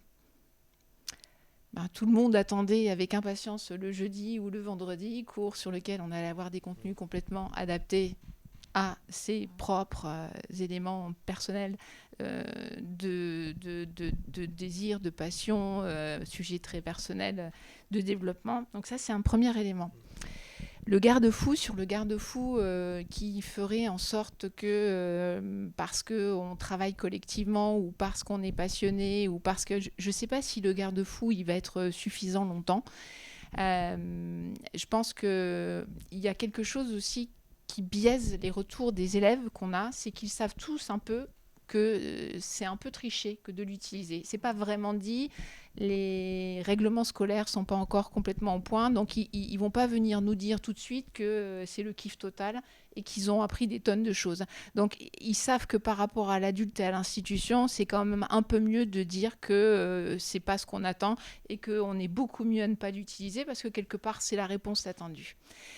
Donc je vais faire un tour, je rentre du Canada, sur lequel il y avait un sommet très intéressant sur l'IA et quelques éléments qu'ils ont déjà commencé à mettre en application et qui pourraient être source d'inspiration. Alors je le mets très entre guillemets parce que vous savez qu'en France, au niveau RGPD, aucune IA, enfin Guillaume le dirait bien avec moi, n'est RGPD, et que techniquement, on ne peut pas demander aux élèves de les utiliser pour des usages qu'on calibrerait. C'est interdit. Aujourd'hui, pas de possibilité. D'où ce que tu mentionnais, les IA qui vont arriver. Mais malgré tout, tout le monde, ils l'ont tous sur les téléphones. Et j'étais avec une enseignante d'espagnol la semaine dernière qui me disait, devant moi, je ne sais pas comment c'est possible, mais ils l'utilisent, y compris quand on est en interrogation écrite. Donc, sur ce qui se passe de l'autre côté du monde, c'est qu'en fait, les usages sont appris dans toutes les disciplines, pour le coup, et on apprend aux élèves à utiliser l'IA avec différentes gradations dans le questionnement et dans les retours, pour que justement, la seule question, le seul type de requête ne soit pas est-ce que tu peux faire ma disserte? Est-ce que tu peux résoudre mon problème? Est-ce que tu peux me faire la traduction? Donc tout de suite, là, dès le début de l'année, ils ont mis en place des systèmes de requêtes interdisciplinaires qui vont demander à l'IA de fonctionner comme un super tuteur ou un super mentor. Est-ce que tu peux me donner des éléments de structuration première par rapport à cet élément-là? Est-ce que tu peux me donner des pistes de est-ce que je dois rajouter des éléments? En fait, tous ces éléments-là sont appris. Et au moment où les élèves, parce qu'ils ne sont pas, au Canada par exemple, ils ne sont pas, y compris dans le supérieur, ils n'ont pas mis un veto au devoir sur table ou au devoir maison. Par contre, maintenant, tout ça s'accompagne systématiquement de 2 choses. La première chose, c'est que pour tout devoir remis, on demande à ce qu'il y ait un lien d'accompagnement sur le devoir qui donne accès à la totalité de la conversation dans le chat pour voir comment l'étudiant s'en est servi. Et l'autre élément, c'est qu'il y a une remise à l'oral de 2-3 minutes avec l'enseignant pour comprendre un peu ce qui s'est passé. Donc ça change un peu considérablement les choses, quoi. Les Canadiens disent le dentifrice est sorti du tube, et ben il va pas y rentrer tout de suite. Donc maintenant, qu'est-ce qu'on fait avec ça? Parce que c'est là et ça va être là pour toujours, quoi. Donc on doit apprendre à fonctionner avec, et il faut leur apprendre à fonctionner avec tout de suite sur toutes les disciplines. D'ailleurs, ça reprend le point que j'ai entendu tout à l'heure, c'est sur l'enjeu de ces outils, que ce soit dans l'audiovisuel ou même dans des aspects éducatifs variés, que ce soit les mathématiques, l'électromodernes, etc. Moi, je pense qu'il y a un véritable enjeu malgré tout. Là, on vient de l'entendre, par exemple, dans l'accompagnement scolaire. Bien utiliser ces outils, si c'est bien cadré, si c'est bien, voilà, si on enseigne bien l'utilisation, en tout cas, de ces IA, je pense qu'il y a un véritable enjeu pour certains élèves à réussir à trouver un cadre qu'ils n'ont pas forcément réussi à trouver pour réaliser un commentaire composé, pour les aider à faire, je sais pas, leurs devoirs, que ce soit en mathématiques ou autre, à trouver des fois des méthodes, à trouver, par exemple, je pense que la peur de la page blanche, beaucoup d'élèves l'ont lorsqu'ils doivent commencer un devoir, quand même, il y a un enjeu d'aider ces élèves-là. C'est pour ça qu'il y a des projets, en effet, que j'ai entendus au ministère. Alors, je mets une autre casquette là pour parler de mon association, Animat, qui participe aussi avec le ministère à un projet dont je ne peux pas trop parler pour le moment, mais qui a pour objectif aussi d'essayer d'accompagner à référencer tous les outils qui existent dans les associations mathématiques, scientifiques, qui sont des outils parascolaires, pour justement les mettre à disposition le plus facilement possible dans la main des élèves du secondaire en France, et aussi peut-être, alors là je mets vraiment des guillemets, voir comment les IA vont pouvoir aider à accompagner justement les élèves dans l'ensemble de ces ressources parascolaires qui seront fournies. Donc tout ça, c'est justement, il y a un enjeu, je pense, pour éduquer autrement et avoir un nouvel outil pour aider, pour accompagner et pour être présent pour ses élèves. En tant qu'enseignant, j'aurais eu, je pense, un plaisir énorme de pouvoir essayer de prendre en main, moi, ces outils. Alors j'ai arrêté l'enseignement là, il y a quelques années, mais reprendre en main ces outils aurait été un véritable plaisir pour essayer de voir comment en tirer le meilleur. C'est pas forcément évident parce qu'il faut passer du temps, et je pense que vous êtes tous d'accord que c'est vraiment très dur, je pense, d'essayer de bien cadrer les choses, parce qu'il y a un cadre, et en effet dire que ce sont des outils qui ne sont pas attendus dans l'absolu lorsqu'on veut un devoir, c'est-à-dire l'utiliser uniquement pour rédiger un devoir, pour rédiger quelque chose à la place d'une personne, c'est pas ce qui est attendu, mais pouvoir être un outil d'accompagnement pour aider à la réalisation, ça en revanche c'est autre chose. Et pour parler sur l'audiovisuel, moi dans les tâches de création, donc là plus sur maintenant ma casquette de youtubeur, là il y a un véritable enjeu, dans le sens où on a besoin d'une productivité plus efficace, plus rapide, plus aussi des fois, j'ai envie de dire simple. Quand on fait du montage vidéo sur, je sais pas, sur YouTube, on a souvent besoin de médias, donc qui sont des médias visuels, qui sont pertinents et qui doivent être rapidement générés. À la place de payer, je sais pas, un graphiste qui va travailler, je sais pas, des des jours et des jours sur réaliser des images, des fonds ou autres, on peut s'aider d'intelligence artificielle qui vont nous aider à rapidement réaliser des fonds, des montages, des médias pour nos montages qui vont être réexploitables et rapides d'utilisation sans qu'on y mette 1, 2 ou 3 jours d'attente. Ça se fait en quelques minutes. On passe de 2-3 jours d'attente de médias à quelques minutes. Donc il y a un véritable gain, il y a un véritable enjeu en termes de performance. Et en plus, les monteurs sont assez contents de vite avoir leurs médias à disposition pour pouvoir vite faire le montage et justement vite passer à des choses qui sont un peu moins embêtantes que rechercher des médias ou créer des médias avec cette fois la partie qui est plus animation, effets spéciaux, jeu de colorimétrie, etc. Donc dans la création, il y a un véritable enjeu audiovisuel en tout cas, et même en termes de script, en rédaction, lorsqu'on doit aujourd'hui générer des formats courts parce que c'est la mode TikTok, Short, YouTube, avec des formats de moins de 1 minute, on doit être impactant, on doit être rapide et essayer de trouver un sujet ou trouver un thème qui est capable d'interpeller rapidement. Avec les intelligences artificielles, on est capable de vite avoir une sorte de storyboard rapide sur un script de moins d'1 minute. Alors, je ne sais pas pourquoi le ciel est bleu, scraper les informations sur Internet rapidement, générer des résumés, générer un short, une base en tout cas de short en 1 minute et réexploiter toutes les sources qui ont été trouvées par le modèle avec le contenu de base pour pouvoir écrire par-dessus. Ça permet d'être beaucoup, beaucoup plus rapide. Une tâche qui mettait parfois 10 heures, nous met maintenant 2-3 heures. Avec cette fois la possibilité en plus de vérifier rapidement les liens des sources parce qu'on peut les avoir si on scrape directement les requêtes qui ont été effectuées par Google. Donc c'est quand même un enjeu en termes de créativité, en tout cas pour mon cas d'usage sur YouTube, qui est quand même assez extraordinaire. Aujourd'hui, c'est vrai qu'il est difficile par contre à essayer de mettre en main ces outils à mes équipes, parce que certains ne sont pas tous acculturés là-dessus, mais il y a un véritable enjeu et on essaye de pousser en tout cas les gens à les prendre en main petit à petit et aller de l'avant. Il n'y a pas un risque que tout soit un peu trop uniformatisé, du coup, ou que tout soit pareil en fait. Uniformisé bien sûr, mais ça on en a parlé tout à l'heure et c'est un véritable risque. Et c'est pour ça que, je disais, c'est le syndrome de la page blanche qui est surtout surmonté et ça permet surtout d'avoir une base. L'objectif après c'est de retravailler dessus. C'est pas de faire à la place, je répète, c'est de l'utiliser comme un outil d'aide, plus un accompagnant plus qu'un créateur. Après, c'est la nature. Pardon, je vous laisse parler. Mais c'est la nature des contenus calibrés pour TikTok, YouTube et autres plateformes. C'est qu'ils doivent avoir une espèce de recette très facilement multipliable. Donc en fait, ça s'y prête. C'est quand on parle d'une création, on va dire, un peu plus libre, que là, on va rencontrer les limites. Et du coup, la manière dont tu décris l'usage positif que tu en fais, c'est exactement le contraire que nous, on aurait besoin pour une série ou un film. C'est ça qui est intéressant, c'est que ça creuse l'écart là-dessus, justement. Mais pardon, je vous laisse poser autre question. Bonjour, je suis enseignant en cinéma et du coup, je travaille aussi pour un festival et justement, dans le cadre d'une masterclass avec Gérard Kravzik, on s'est interrogé sur le rapport entre intelligence artificielle et l'impact que ça peut avoir à tous les niveaux dans le champ de la créativité humaine.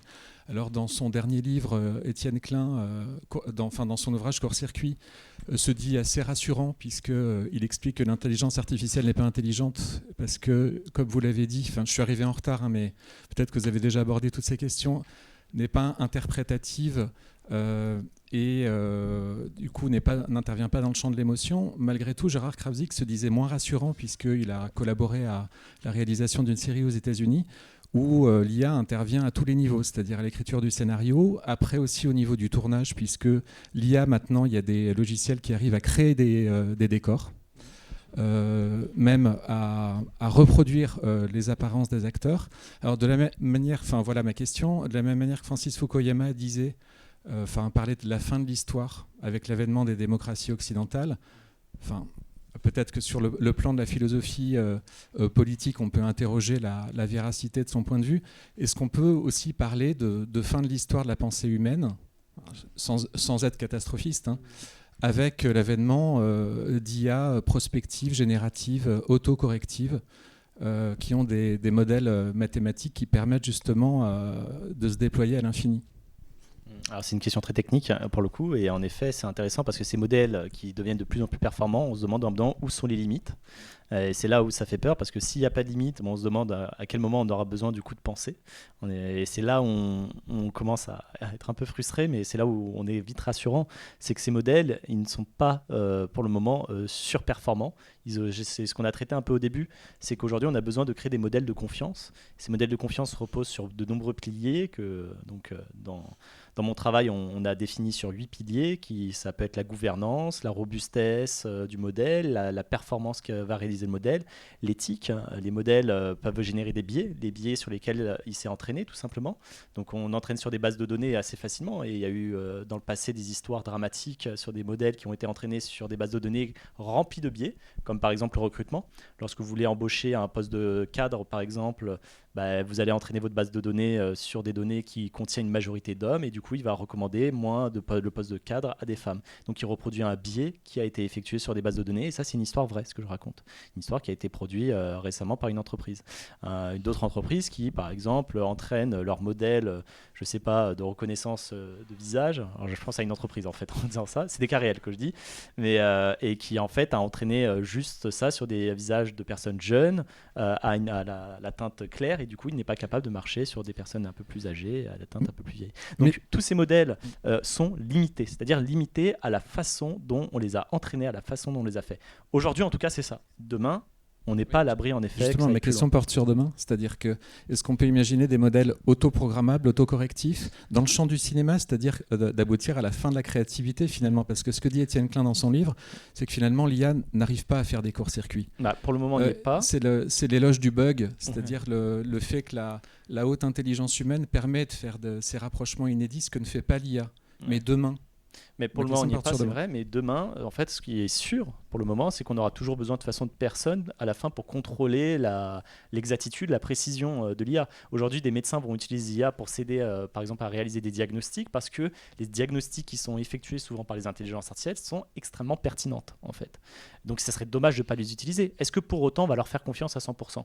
Jamais. Donc, il y aura toujours quand même une pensée humaine à la fin, quand même, pour vérifier dans tous les cas la réponse qui est effectuée par une IA. Pareil dans le milieu juridique, des IA qui sont entraînées à traiter plein de cas juridiques en boucle, ça permet d'automatiser le traitement des cas juridiques assez fastidieux pour les juges, et du coup ils y vont beaucoup plus vite, ils regardent juste la réponse de l'IA, ils contrôlent, ils vérifient, et ça permet juste d'avoir un outil qui va faire le gros du travail, c'est-à-dire synthétiser l'ensemble des informations, synthétiser l'ensemble du contenu. Et c'est ça qui est les travails, souvent les tâches les plus fastidieuses, les plus difficiles, que ce soit des tâches d'audit, de synthétisation, de traduction, de brainstorming, toutes ces tâches qui sont des fois un peu chronophages en termes de temps, l'intelligence artificielle permet justement de les squeezer assez rapidement, de manière efficace, pratique. Et demain, ça, bien sûr que ça va être fait de façon de plus en plus rapide et efficace, et de façon de plus efficace même dans l'audiovisuel ou autre, mais l'humain sera toujours maître quand même du résultat final, parce que l'humain a besoin de contrôler, il a besoin d'y mettre aussi sa tâche, qu'on disait personnelle, ses émotions, un peu, par exemple sur les textes que je génère avec des intelligences artificielles, j'ai besoin d'y mettre des fois mon expérience personnelle, d'y mettre la volonté que j'avais par exemple à mettre dedans. Sur le texte par exemple sur Einstein que j'ai rédigé, j'ai voulu mettre par exemple des aspects personnels sur par exemple la physique quantique, sur la façon dont le prix Nobel par exemple a travaillé là-dessus, je voulais y mettre ces choses personnelles. C'est important, malgré toute la performance que peut faire une IA, quand même que l'homme reste maître au final, quel que soit le modèle, maître de sa création. Je voudrais vous donner une réponse d'un point de vue de réalisateur pour compléter le point de vue technique. Quand vous citez l'exemple des décors créés par IA, etc., moi ça me fait penser aux années d'Hollywood où on faisait des péplums et on faisait un décor et on le recyclait dans chaque film. On est un peu dans cette logique performative et économique. Moi, je ne pense pas que le formatage des séries ou du cinéma demain est un problème lié à l'IA. Je pense que le formatage, c'est l'ambition des diffuseurs depuis toujours. Hollywood l'a fait, le refait, change son logiciel artistique régulièrement sur la question. Et à mon avis, l'IA n'est qu'un outil de plus dans cette grande machine qui est, à mon avis, d'abord une machine culturelle. Pourquoi des horribles films comme les films Marvel aujourd'hui continuent de faire des entrées malgré tout ? C'est parce qu'en fait, la moitié du budget d'un film Marvel, c'est sa promotion commerciale. C'est juste parce que ça inonde le champ médiatique que les gens y vont en fait. C'est plus vraiment par un intérêt artistique. Vous demandez à des gens qui sont allés voir les derniers Marvel, ils aiment plus, mais ils y vont quand même. Donc à mon avis, le combat il est plutôt culturel.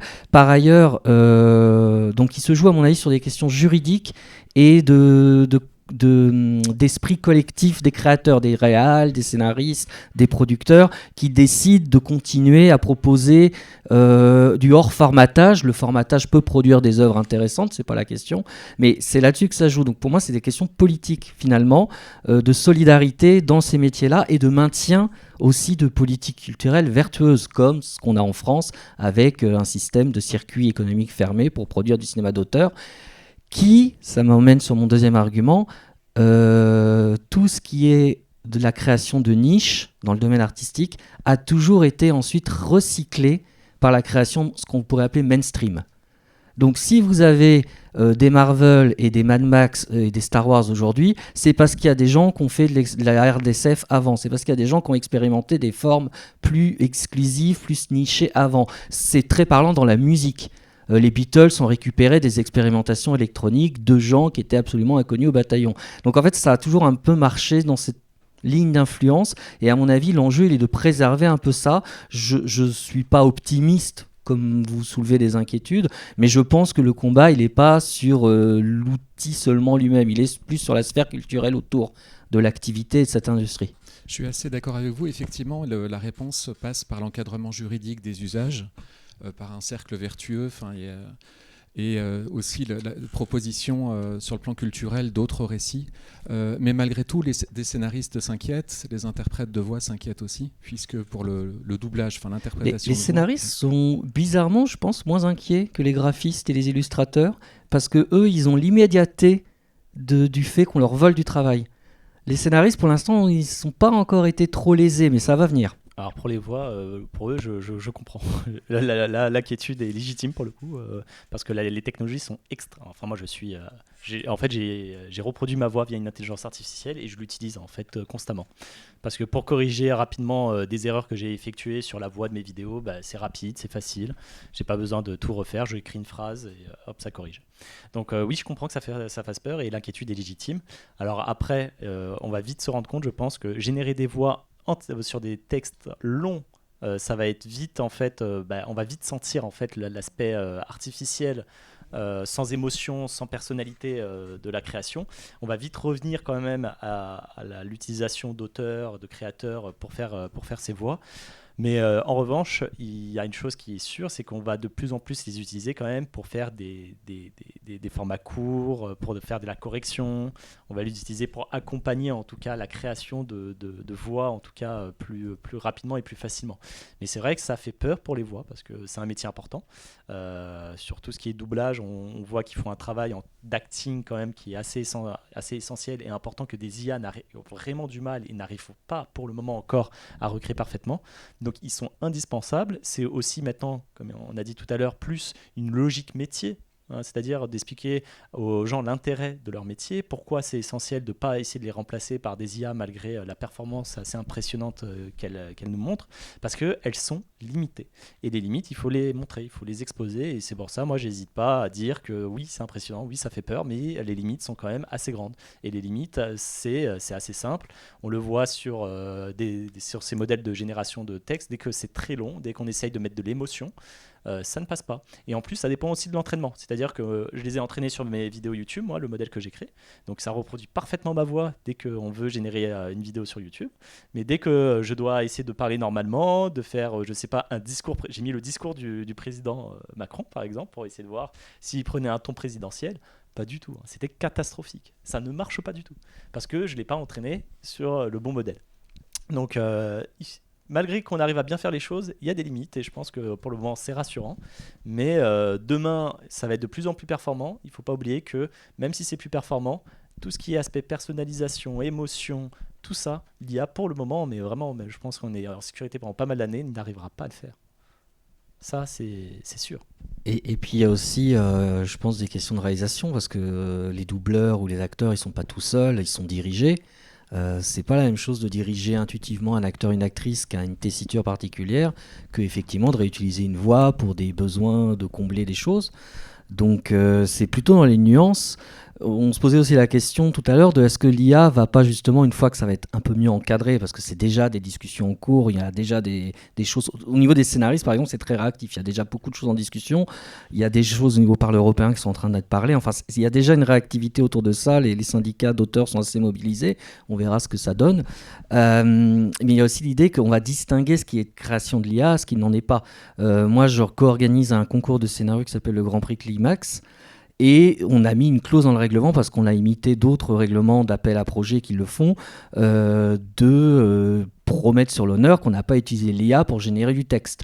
On le met, on va dire, pour la forme, parce qu'on se doute que les gens qui veulent participer, ils ont aussi un besoin de valider une création d'auteur ou d'autrice. Donc encore une fois, on revient à ce que je disais tout à l'heure, c'est un biais culturel sur lequel il faut qu'on soit actif et solidaire, à mon avis. Moi, je voudrais revenir aux aspects éducatif. Je pense qu'il est vraiment très important. Enfin, à travers l'IA, on peut discuter avec les élèves, selon le niveau évidemment, les collégiens, les lycéens, mais on peut discuter de questions fondamentales, quoi, comme qu'est-ce qu'un auteur, qu'est-ce que l'auteur d'une œuvre, quoi. C'est une question, justement, ça désacralise aussi la notion d'auteur et d'idée personnelle, par exemple, parce qu'au fond, une idée personnelle, est-ce que ça existe, c'est toujours le fruit de 1000 idées qui ont précédé cette idée-là, et tout ce qui est intertextualité, tout ça, ça c'est une chose importante. Ça pose la question de la créativité. On sait qu'en France, on n'est quand même pas très bon dans la créativité, dans les enquêtes internationales. Il y en a une qui va sortir dans les jours prochains, une comparaison de plusieurs pays sur la créativité. J'ai peur que la France ne soit pas très bien placée. Et justement, l'IA nous donne des idées de créativité, notamment à travers le pastiche, à travers les parodies, écrire un combat du Moyen-Âge à la manière d'un western, etc. C'est des choses que j'ai faites avec des élèves sans IA, il y a des années, et on peut donner des exemples générés par l'IA. Et puis, autre chose, c'est réfléchir sur les notions d'éthique et d'émotion et tout ça, et peut-être aussi à travers des films qui pose la question. On a parlé tout à l'heure de Minority Report, mais on peut parler de 2001, l'Odyssée de l'espace. On a mis dans le cahier pédagogique en exergue une phrase tirée du roman de Clarke. Et justement, d'ailleurs, ce qui est intéressant, c'est que dans l'Odyssée de l'espace, finalement, l'homme arrive à être plus fort que la machine, et à trouver des solutions artisanales pour s'en tirer et pour ne pas périr. Mais aussi tous les dessins animés qu'il y a sur les robots, sur Blade Runner, etc. Ça va être une occasion avec les élèves de discuter ça. Je pense que ça peut les intéresser et montrer le côté fantasmatique par moment. Et effectivement, on n'en est pas là aujourd'hui. Est-ce que c'est dans l'avenir, et pas forcément dans une perspective dystopique pure, mais aussi des utopies positives aussi qui peuvent exister dans le cinéma, ce qui est beaucoup plus difficile sans doute. J'ajoute une référence à votre liste. On en parlait, je conseille de regarder Le Congrès, The Congress, d'Harry Folman, avec Robin Wright, qui est un film sur une actrice qui enregistre numériquement son image pour qu'elle puisse être exploitée par Hollywood à tous les âges de sa vie, après qu'elle puisse prendre sa retraite. Après, le film prend une autre direction scénaristique, mais il y a toutes ces questions soulevées. Et il y a des séquences intéressantes sur comment elle enregistre son image. Au final, ça passe plus par de l'humain que par la machine. Enfin, je vous laisse découvrir. Et voilà. Et sur les exemples de robots intelligence artificielle, moi, mon préféré, c'est Marvin dans le Guide du routard galactique, qui est un robot à qui on a développé une super intelligence artificielle. Et du coup, il est tellement performant qu'il est complètement dépressif, comme un être humain. Voilà, ça fait beaucoup rire. Il y a des possibilités aussi, comme on a vu au début du dernier Indiana Jones, mais il y a aussi l'idée de pouvoir faire revivre peut-être à un moment donné, de pouvoir faire revivre à un moment donné des acteurs et de reproduire l'image. Et ça, alors, au niveau du droit, au niveau de la légalité, qu'est-ce qu'on a ? Qu'est-ce qui existe en ce sens ?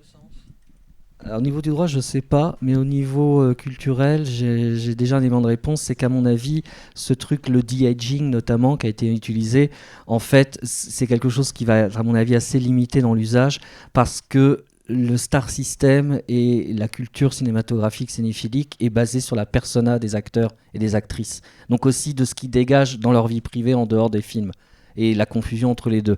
Donc en fait, à partir du moment où on a des acteurs intemporels qui sont là tout le temps sans leur image, le public n'a pas la même adhésion à ça et on perd aussi un élément commercial du film. Et ça s'est vu avec les films en performance capture de Robert Zemeckis, puisque je connais le sujet, je vais en parler vite fait. Il a joué de ça en faisant jouer par exemple à Jim Carrey tous les rôles de son adaptation du Conte de Noël de Dickens. Et en fait, le film a été vendu avec Jim Carrey sur l'affiche, mais c'était un des films les moins à succès de Jim Carrey commercialement, parce qu'en fait, sa persona n'est pas accessible pour le spectateur qui ne voit que de la 3D numérique, aussi jolie soit-elle. Donc à mon avis, ce truc-là, on l'a vu dans Indiana Jones, ça a été un sujet plus discuté que le scénario d'Indiana Jones en lui-même, ce qui est peut-être pas un signe de succès et d'adhésion du public. Juridiquement, par contre, je ne sais pas, je pense que c'est des questions de droit à l'image qui sont les mêmes qu'on retrouve sur des questions graphiques. Des droits à l'image qui changent en fonction des pays, qui ne sont pas tout à fait les mêmes ici ou dans d'autres parties. On autorise ou on n'autorise pas.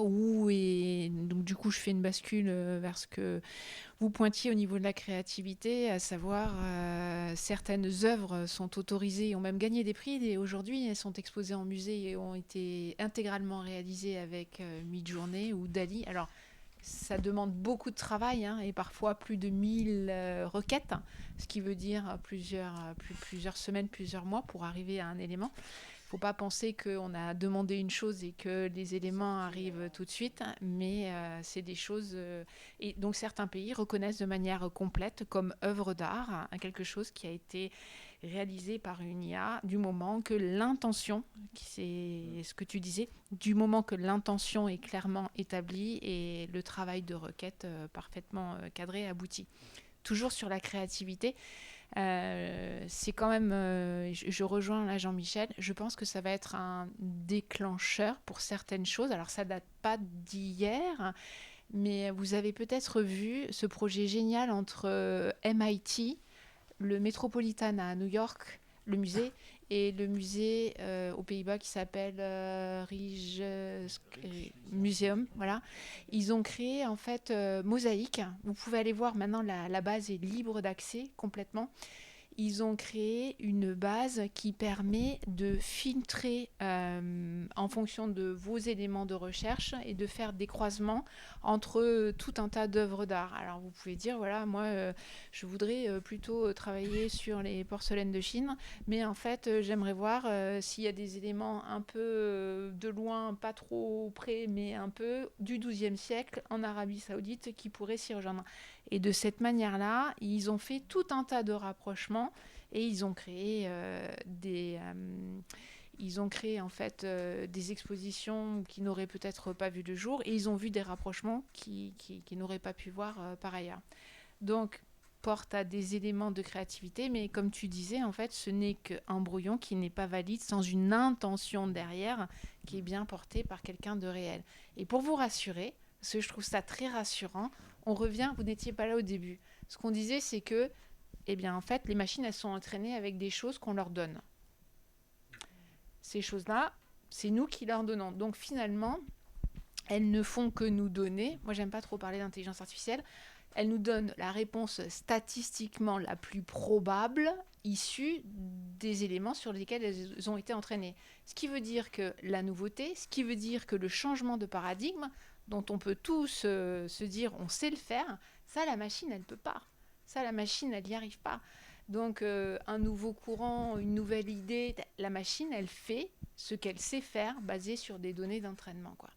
Et ça c'est quand même, moi je pense que on a encore un peu beaucoup de marge, quoi. Beaucoup de marge.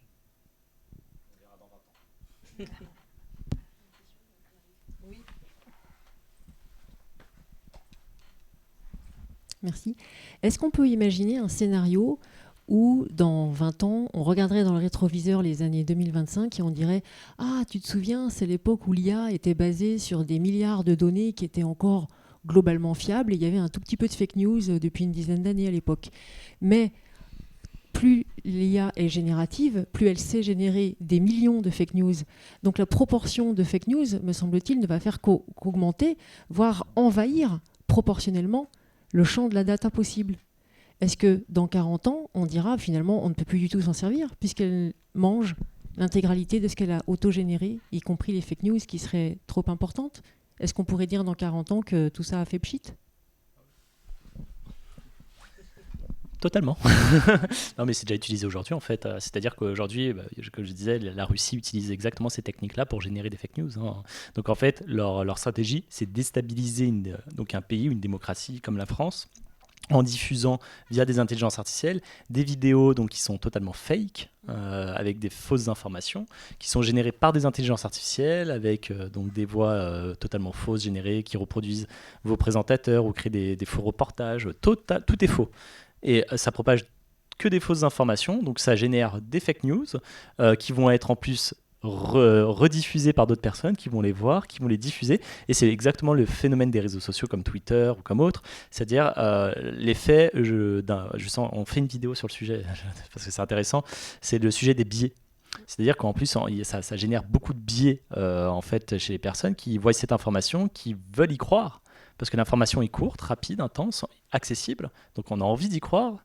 Et du coup, ils vont la propager. Ils vont propager cette fausse information ensuite à d'autres personnes, etc. Et ça noie l'information. Et en effet, dans quelques années, on aura de plus en plus de fake news. Donc on va avoir du mal à prendre des données qui soient fiables, vérifiées en termes d'actualité. C'est pour ça que Le Monde, par exemple, s'est associé avec des entreprises privées. Je pense que vous avez vu l'information, pour générer des intelligences artificielles qui puissent être fiables sur le domaine de l'actualité. Et c'est là que ça rejoint un peu les propos de Julie. C'est l'enjeu d'avoir des bases de données privées, fermées, vérifiables, qui soient robustes. Et donc, dans 20 ans, je pense qu'on rigolera un peu de la façon dont on gérait nos données, parce que c'est un peu la foire. Je suis désolé, c'est un zoo. Actuellement, ce qu'on fait, c'est n'importe quoi. Il y a de tout. C'est-à-dire qu'on prend la donnée de n'importe où, il n'y a pas de réglementation qui cadre ces données-là. Dans 20 ans, je pense que les choses vont être beaucoup plus cadrées pour que la donnée soit beaucoup plus fiable, open source, libre de droit, et qu'il y ait des juridictions qui contrôlent surtout la conformité qu'il y a sur ces bases de données. Donc ça rejoint exactement. Le risque étant que dans 20 ans, si on reprend le mot-clé éducation, en 20 ans, il peut y avoir des esprits qui se forment sans cette recherche puisqu'ils sont élevés dans le zoo. Et s'ils sont élevés dans le zoo, ils n'auront pas d'appétence pour l'institutionnalisation des données. Tout à fait. Donc ils ne les rechercheront peut-être pas et ils auront oublié que ça a un jour existé. Tout à fait. D'où effectivement ce qu'on disait tout à l'heure, peut-être l'un des points majeurs, c'est vraiment de garder le côté d'esprit critique le plus puissant possible vis-à-vis de nos élèves et de continuer en fait à leur apprendre de ne pas venir chercher les premières données, la première chose qui va paraître et de venir revérifier un certain nombre de fois. Donc effectivement, peut-être que dans 20 ans, même avec 20 vérifications, on tombera sur 20 fake news qui seront difficilement vérifiables. Au jour d'aujourd'hui, ce n'est pas le cas. Donc aujourd'hui, on peut toujours aller vérifier un certain nombre de choses et je pense que l'enjeu majeur aujourd'hui, quelle que soit la matière et quelles que soient les choses qu'on en fasse de ces outils-là, eh bien, c'est de garder un œil vigilant là-dessus. Peut-être que c'est un peu de la spéculation. Bon, déjà, dans 40 ans, est-ce qu'il fera encore assez frais pour que les machines ne fondent pas sous le réchauffement climatique? On verra. Non, mais après, peut-être qu'on va revaloriser aussi, de manière générale, aussi la question de l'autonomie humaine. C'est-à-dire que, comme l'artisanat est doucement en train de revenir un peu en force, savoir faire des scénarios, savoir faire du graphisme, savoir générer de la pensée, de la critique sans passer par des outils électroniques sera peut-être aussi un élément, un enjeu principal de l'éducation avant que l'usage à titre professionnel puisse permettre les machines, comme on disait aux élèves, n'utilise pas ta calculette pour faire ton exercice de maths, c'est pas pour lui interdire plus tard, c'est pour qu'il apprenne à le faire en autonomie. Je vous prends un exemple un peu bateau, mais vous voyez l'idée. Voilà, après, moi, ça me rappelle un peu les questions qu'on se posait dans les années 90 quand le clonage était un grand sujet de conversation. Alors, il y avait les pro-clonages comme moi qui voulaient qu'on fasse des dinosaures, et puis il y avait tous les débats sur le clonage des moutons, etc., qui a généré énormément d'inquiétudes. On l'a un peu oublié. C'est pareil, on l'a un peu oublié, et aujourd'hui, quand quelqu'un... ne citons pas une riche chanteuse qui a cloné son chien. Quand quelqu'un utilise le clonage dans un cadre juridique qui pose question, ça choque à nouveau. Donc on sera peut-être aussi dans 20 ans, 40 ans à se dire cette intelligence artificielle n'est pas encadrée juridiquement, c'est quoi ce bazar? Ce que vous y expliquez, voilà. Donc on va voir. D'autant plus qu'il faut aussi garder à l'esprit qu'au jour d'aujourd'hui se développe aussi, en dehors du côté éducatif, tout l'aspect d'utilisation de ces outils conversationnels dans les entreprises privées. Alors je pense à des choses de base, la rédaction de mémos, la rédaction d'emails, la rédaction de rapports, de choses comme ça. Et on revient toujours sur cette notion d'efficience, d'efficacité pour gagner du temps, des choses sur les tâches très chronophages. Et je donne un exemple que m'a donné un ex-collègue d'industrie qui me disait, je vois depuis un certain temps voir dans mes emails des syntaxes absolument fabuleuses et des emails qui font peut-être une dizaine ou une vingtaine de lignes pour donner une information. Donc ce qui avant prenait finalement un clic à envoyer d'avoir tel fichier ou bien telle information nécessaire pour un projet, aujourd'hui il voit apparaître de plus en plus dans sa messagerie en fait des choses extrêmement rédigées. Et il n'est pas dupe, il sait pertinemment que ce n'est pas du tout rédigé par l'être humain. Et ça, c'est d'autant plus facilité qu'aujourd'hui, alors sans citer les grands méchants, mais en tout cas les GAFAM qu'on pointe toujours du doigt, tous ces outils-là mettent à disposition de plus en plus, justement, des outils d'écriture, de syntaxe, de manière de compléter facilement un message, une information, en allant cherchant plus ou moins dans une base privée en fonction de l'entreprise ou pas. Mais finalement, en fait, c'est une réalité à laquelle nos élèves vont être confrontés dans les années qui viennent, quel que soit leur job, que ce soit dans l'audiovisuel ou bien autre. Moi, j'ai un peu cette crainte-là, qu'ils soient confrontés à ça plus rapidement qu'on y pense. Je ne sais pas si Raymond Queneau aurait réussi à écrire avec un correcteur d'orthographe ou l'intelligence artificielle, parce que justement tout le jeu du langage est important. Et moi, j'adore faire des néologismes, donc je déteste les correcteurs automatiques. Donc en fait, à partir du moment où on peut les désactionner, c'est ça l'intérêt. C'est dans la maîtrise de l'outil en fait. À partir du moment où c'est un usage qui nous est imposé par GAFAM ou autre et qu'on n'a plus l'open source, qu'on n'a plus l'accès au paramétrage de l'outil, ça devient problématique. Donc à mon avis, il y a un enjeu à ce niveau-là. S'il y a encore peut-être une question dans la salle, si vous avez envie d'intervenir avec le mot de la fin. Il y a peut-être, c'est une question que j'ai pour Guillaume. C'est peut-être une thématique qu'on n'a pas abordée, un point technique, mais de la gestion de toutes ces données-là. C'est-à-dire qu'au jour d'aujourd'hui, on sait que tout ça tourne parce qu'il y a des serveurs qui sont dans une multitude, qui se multiplient fortement, que les machines vont devoir être de plus en plus efficaces et plus gourmandes en énergie pour pouvoir générer ce genre de requêtes.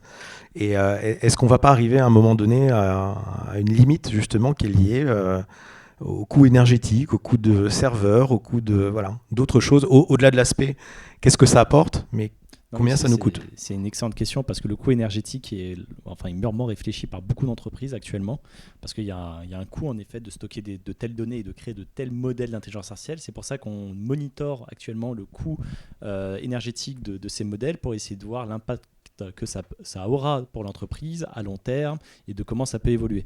Le problème aujourd'hui, c'est en effet que plus la donnée grossit, plus en effet il faut d'espace de stockage. Le problème, c'est que les évolutions technologiques nous permettent de plus en plus à stocker des grosses quantités de données avec moins de coûts énergétiques. Donc ça, c'est un premier point qui fait que ça sera de moins en moins un frein au fur et à mesure des années. Et deuxièmement, c'est parce que aussi les entreprises essayent de se détacher de plus en plus aussi de la donnée. C'est-à-dire qu'à un moment, dès qu'ils ont assez de données, ils ne vont pas chercher à en avoir plus. Et enfin, il y a la RGPD. La RGPD, on a tendance à l'oublier, mais leur impose de supprimer des données au bout d'un certain moment. Donc la donnée n'est pas infinie. Donc la donnée, pour eux, ça grossit pas de manière infinie. Donc c'est pas trop un souci. Et la façon dont c'est stocké, à un moment, pour eux, c'est pas trop un problème non plus parce que c'est pas géré par eux. C'est géré par souvent des clouds, des entreprises, des GAFA souvent, qui gèrent tout ça et qui arrivent à optimiser le coût énergétique, à optimiser tout ça au fur et à mesure du temps. Malgré tout, il y a un enjeu parce que les modèles qu'on crée, donc là on parle des LLM, mais qu'est-ce qu'il y aura demain? Demain, on ne connaît pas les modèles. Vous avez vu Sora? Sora, c'est le modèle, donc c'est pas ChatGPT pour générer cette fois du texte, c'est un prompt qu'on fait pour générer des vidéos. C'est-à-dire qu'avec un prompt, on génère une vidéo en entière. Voilà, donc là, ils ont montré des exemples avec des vidéos de quelques secondes, mais ces modèles-là, par contre, ça demande énormément de capacités technologiques pour pouvoir être tournés, pour pouvoir les entraîner, pour pouvoir ensuite les produire. Donc c'est pas un problème si c'est à la portée de quelques personnes qui payent et qui l'utilisent, mais si c'est à la portée de tout le monde, le coût énergétique va être astronomique. Donc à un moment, il y a aussi à contrôler les modèles qui vont être développés pour faire en sorte que le coût, en effet, de ces modèles ne soit pas j'ai envie de dire, exponentielles, qu'on arrive à les maîtriser. Et ça, c'est encore une fois de la réglementation aussi sur la façon dont ces entreprises gèrent leurs coûts énergétiques. Mais ça, c'est de plus en plus surveillé. Les GAFA sont de plus en plus contrôlés là-dessus. OpenAI, justement, a été assez transparent là-dessus parce qu'ils ont proposé des fonctionnalités pour monitorer tout ça sur leur modèle. Donc, moi, tant que je peux le faire lorsque je développe une IA, il n'y a aucun souci. Et ensuite, le futur ne nous dit pas réellement encore comment ces IA vont aussi évoluer dans les cas d'usage. Si les cas d'usage, là, pour le moment, c'est juste faire des prompts avec des textes, mais pas générer des vidéos pour tout le monde, je pense qu'on est tranquille. Peut-être un petit mot par rapport à la formation. Enfin, vous avez travaillé sur les cahiers pédagogiques, donc vous avez recueilli un grand nombre de témoignages d'enseignants au niveau de la mise en place de la formation, du travail avec les jeunes. Qu'est-ce que vous en avez retenu ? Qu'on ne va pas pouvoir attendre trop longtemps.